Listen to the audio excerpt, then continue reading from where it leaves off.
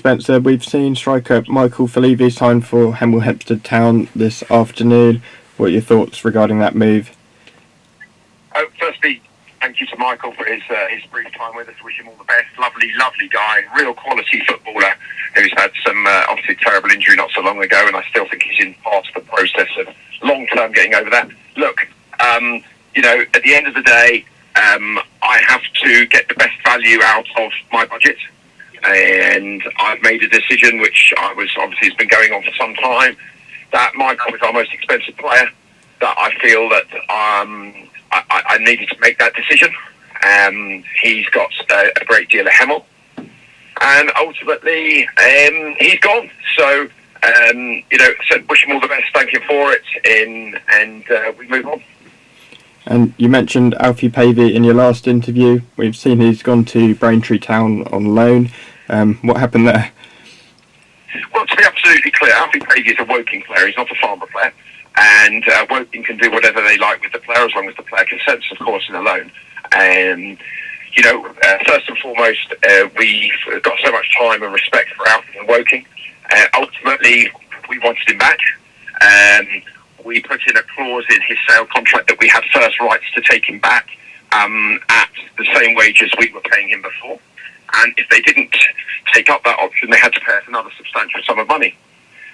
So from the club's financial perspective, we're delighted because that clause has been used, and we're receiving another substantial sum of money. So he's by far and away our record transfer fee ever received. So it's another large chunk of money coming into the club. Yes, as the manager, I would prefer to have him, but we're very jealous of, Braintree have got new investment and paid more than double what we were paying him.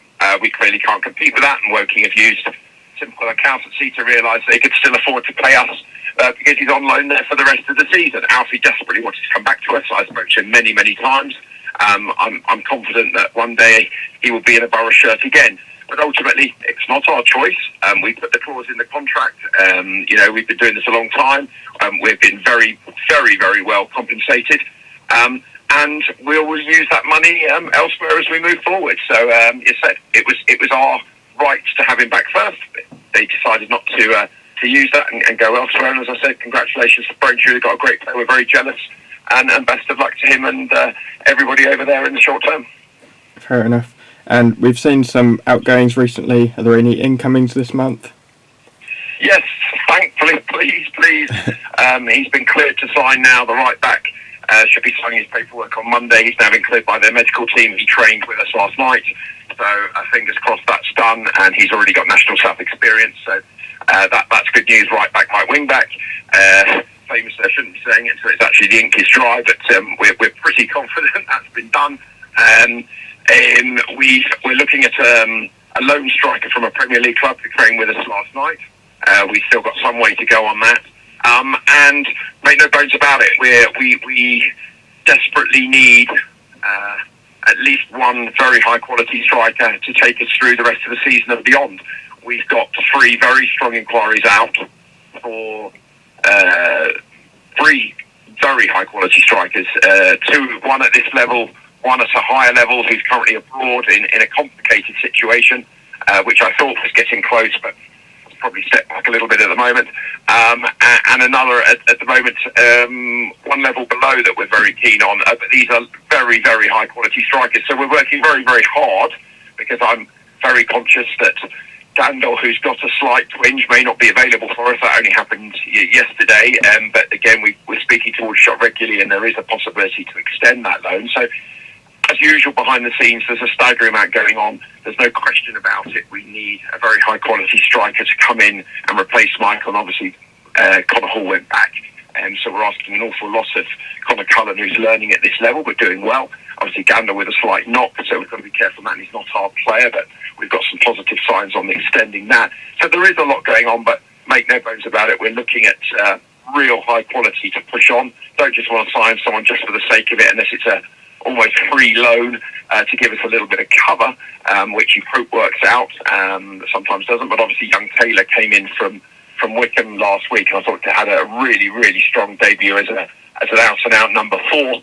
And so, sometimes these loans work, often they don't. So you just sort of have to balance the books, balance the playing squad, and we are really positive on it. I said we're working really hard behind the scenes to use this extra money if we can, to try and get the right high quality striker in, because I'm still very conscious that now with Michael leaving now, we certainly need to bring someone in, hopefully as soon as possible. And so time will tell. Every hour something changes, so we'll look forward positively, and you will know as soon as we know.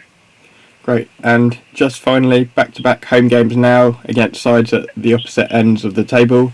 What kind of challenges will those two games be? Very different challenges. Welling are a side that I know he's making signings behind the scenes that he's keeping quiet. He bought in full last weekend.